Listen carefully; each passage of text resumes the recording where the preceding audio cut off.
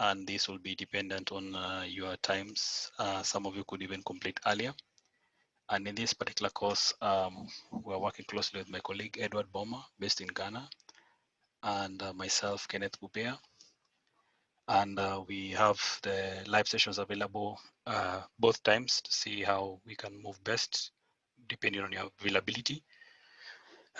Just to give you an overview of DE Africa, we have the website. As you can see, we have various resources on how you can get more assistance and how you can learn more about this technology moving forward, moving from the traditional remote sensing stuff to the real stuff on the cloud. Then the course will cover the objectives, the structure where we have the videos already in your inbox, the office hours, and the overview of DE Africa. And give you an overview of the objectives.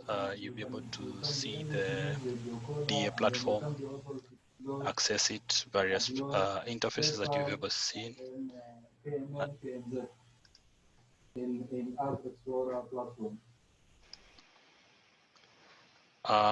So at least you've been able to see the various interfaces, access to the data. We have the Landsat Sentinel-2, work with data, add your data, and ultimately be able to develop use cases. So for the structure, we have the online lectures. We also have these live sessions and other various learning resources online and the online help. For the logistics, it's a 6-week training. We have an hour dedicated for the live sessions, learning resources online, and at the end of the course, you'll receive a certificate for participation. Just to give you an overview of DE Africa, is that it gives you an opportunity to use Earth observation for SDGs, as well as reporting to the national development agendas, fit for purpose interfaces, working with different types of users, from basic users, developers on the notebooks, and anyone can actually use the data and use it in their GIS or even apps. The DE Africa itself is very flexible platform, as you can see, many users working on the cloud, able to access data, doing a lot of work on the cloud, and we are on the Amazon cloud doing much more stuff, and also later looking at the opportunities of interoperability with your own systems. So giving you an overview of the interfaces as a summary, we have the map view, where I think most of you have been able to access, the Map Explorer, and the Sandbox, of which I think Stella and Martha have mentioned they have already registered and they are willing to start. The data sets that we have is for the whole continent, data from Sentinel and Landsat, very much optimized, and you can access them on the cloud. We also have the interface for the API in case you need to consume the services using your other clients, web clients, or desktop clients, as you can see as follows. And we also working with our very good partners, Esri. We have the Africa Geoportal. We also have our DE Africa public packet, which is available. And finally, we have the section where you can get help, including the wiki help, Slack. We have our emails, and also we have the WhatsApp group, which we've all added you. I think, Martha, you were added.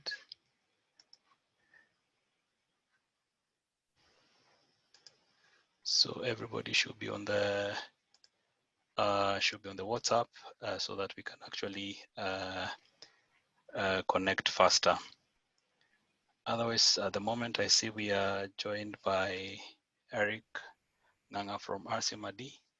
Please greet us and tell us if you've looked through the materials and possibly your course expectations. Thank you.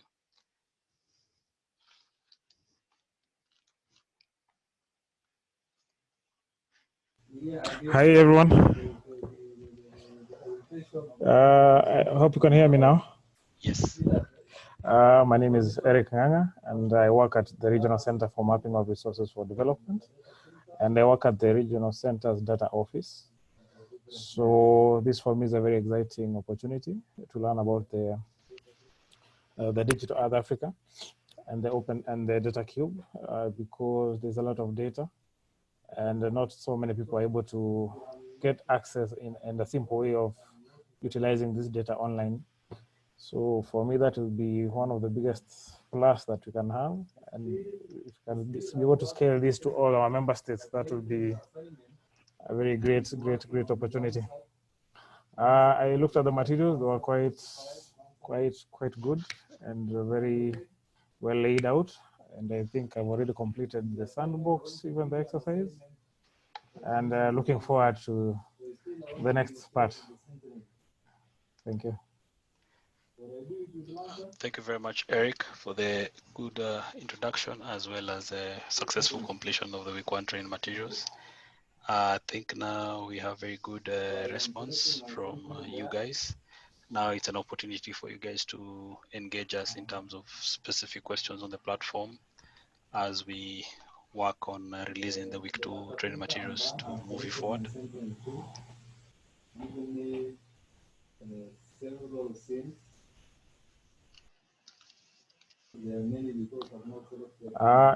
What I can say for now is maybe the questions will arise maybe from my end a bit later, after maybe some more interaction with the platform and with the sandbox aspect and the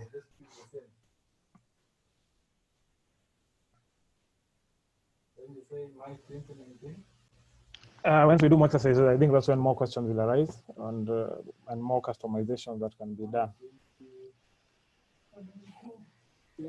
Yes, thank you very much, Eric. And if I may ask, you are working from home or the office and you have good access to this internet?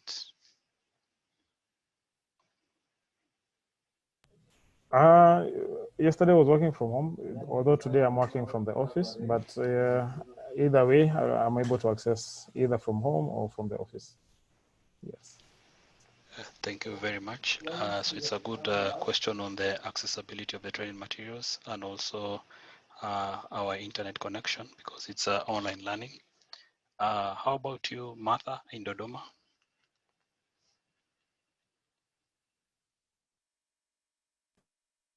Sorry? Are you able to access the training materials and also you're able to work from office or from home and you'll be able to finish the 6 week very fast? Yeah, that is possible because so far I have been accessing the training materials since yesterday, I think, and I've been working from the office, and the 6 weeks are perfect for me. Thank you very much, Martha. How about you, Stella? Yes, I will be available for the 6 weeks training. Yes, and I work from home, so it can be very much easier. The internet is good, so yeah, it will be a good time for me to learn more. How about Charles from DLab? It's fine with me. So it's fine with me. Yeah. So you're working from home or virtually somewhere, a cafe? Both. Sometimes Okay. from home, sometimes from office. Yeah. Okay. So this is very good feedback on our accessibility so that we know you guys have good internet to run some of the programs and even accessing the Zoom and all that. Thank you so much. So I'll ask my colleagues, Edward and August, if you have any questions for the team. Not right now, Kenneth. I'm much more interested in seeing what questions people have, and I'm helping the team develop some of the training materials. So I want to see what the pace is, whether things are too simple, too complicated, just right. So I'm going to be joining these sessions as far as I can to get a sense of how the training materials are that we've created, so we can tailor them. Thank you, August. Edward?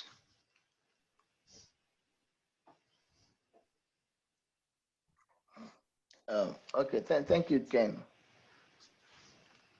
So for now, just as Ken has explained and August also has said, we want to just have a conversation with you to also know how the training material is also, like when you went through it, how it was, whether it was difficult or it was complicated, and also some of the things you think we can also do to improve the training materials is also welcome here. You also need to also know that, and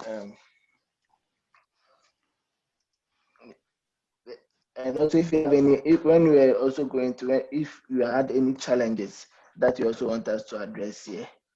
So we are here to answer those questions and also take those those feedbacks also from you. Thank you, Ken.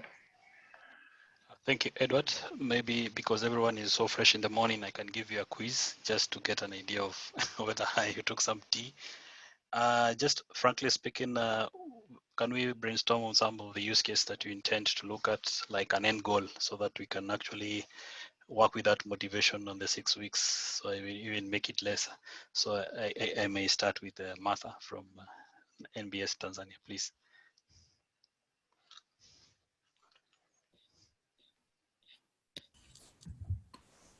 One of the use case. Yes, please. Okay. I think we could go with wolves. What observation from space? So for NBS, you'd be interested in looking at a certain area like Sulunga, or what is your statistician general asking of us? Because some of these kind of demands can help us as we move forward in the course to get an overview of the expectations from the management or even employer to see how we can fit best with the objectives of the training, and also make sure that even if you receive the certificate, you'll be able to actually do much more beyond the training. Thanks. Okay, so far right now, we're in this assignment where the statistician general wants to know the situation of deforestation, but also how much of the Dodoma land has been affected by the so-called deforestation. And when it comes to water observation from space, we're supposed to work on the Sulunga, Lake Sulungai, but also Lake Victoria, since it has been currently said that there's been floods in the Lake Victoria. So we're also supposed to give an overview and also to show the reality situation. And we cannot just do that by just go there and look and measure, but first we have to deal with it by using the DE Africa tools. Yeah. Thank you very much, Martha. Thank you. Over to you, Stella, please. Your use case, even the current one that you're working, so that everyone can actually hear more about the kind of people we have in the room. Thank you. Oh, okay. So for me, I'm more focused on agriculture as my use case. Currently, I selected coffee as a case study, and we're looking at how to monitor the health crop or the health growth crop of coffee.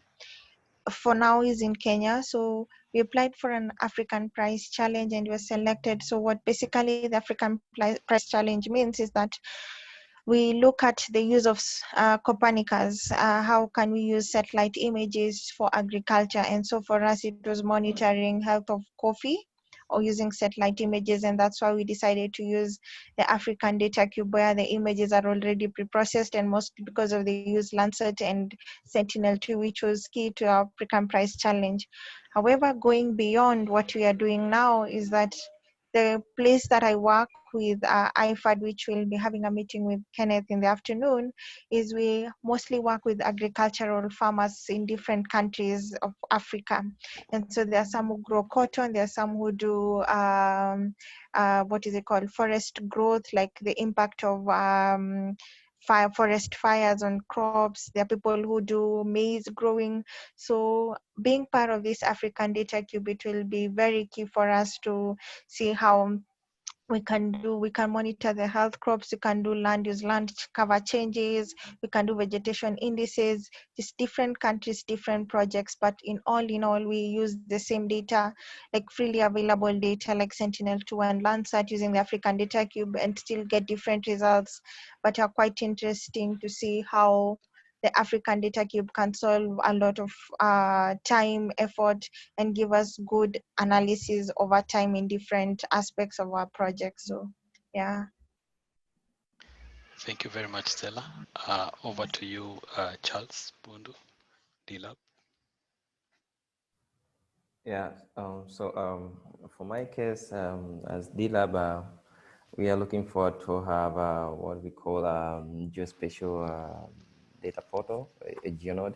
So, and one of the sectors that we are looking forward to have data for is agriculture, as well as we are also looking forward as in that kind of project. We are also partnering with other projects which are doing kind of geospatial data collection, and they have some data sets on settlements data and also floods data.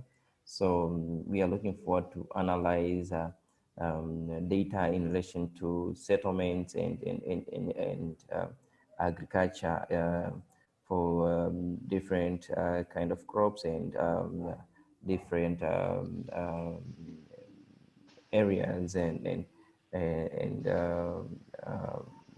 districts in the places where these other projects have collected data for, and so we can have a sense of more understanding of the flood situation, as well as agriculture situation in different areas of production.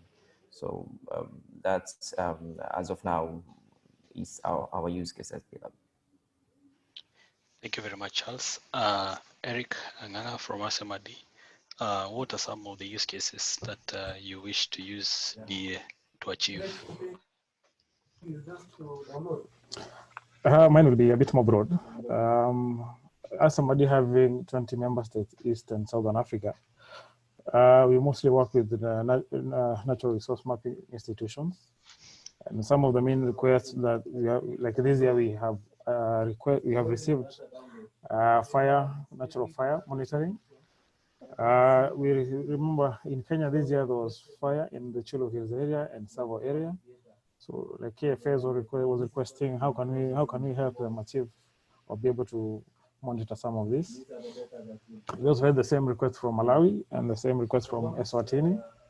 So these are some of the use cases. And now when you get such a request, if you can be able to utilize this tool and be able to quickly and scale this for them, that would be wonderful. Agriculture, in terms of agriculture, there are several use cases. Asemadi is currently working with AGRA, and there are 4 countries involved. I think Kenya, Malawi, Burkina Faso, and I think Mozambique. So that is another aspect. South Sudan currently is also looking for how they can go to use the satellite images to assist them in forest monitoring and also in terms of agriculture. So it all depends if most of the requests we get now, if you're able to scale this for them, that would be wonderful. Thank you very much, Eric. I think with D Africa, this will be possible as much as we get you on the training and we see how best to refine the needs from the member states and to make sure their needs are addressed. So thank you very much, guys. I think I've received from Martha the aspect of deforestation in Dodoma, the water observations in Sulunga and Victoria. Stella talked about agriculture, monitoring coffee in Kenya, and moving beyond to other areas where they can monitor farming in where IFAD is working. Charles mentioned about the geospatial data bot they have, the GeoNode, and also possible use cases in agriculture, flood monitoring, working on settlements, linking that with urbanization. Eric has talked about monitoring of natural fires in Chulu and Savo area in Kenya, requests from Malawi, Swatini, opportunity for agriculture, working with Agra in Kenya, Malawi, Burkina Faso, Mozambique, and also a request from one of the youngest nations in Africa, South Sudan, on the forest and agriculture.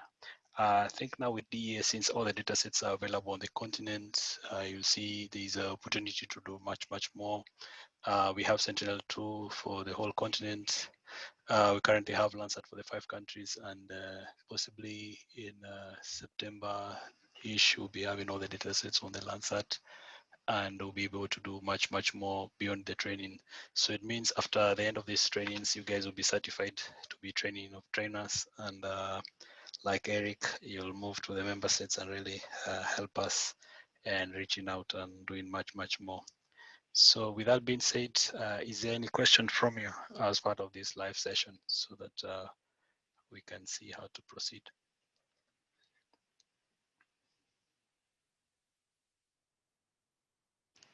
So any question from Charles or Eric? I will only say so far so good. I think more questions will arise once we go through more of the notebooks, because that's when we'll be able to see more how customization can be done and further improvements, or if there are challenges. I think so far so good. Yeah. Thank you very much, Eric. Charles, you had something in mind?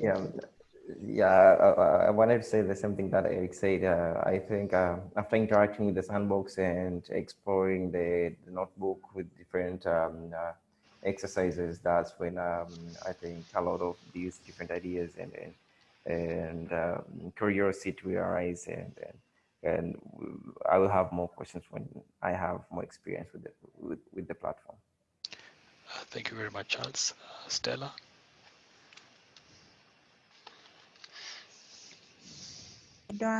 For now, I don't have any question. I'm just looking more into having more practice, especially on the sandbox. So maybe more questions will arise as we continue with the classes. But everything now is well, and thank you for the good work. Thank you, Stella. Martha?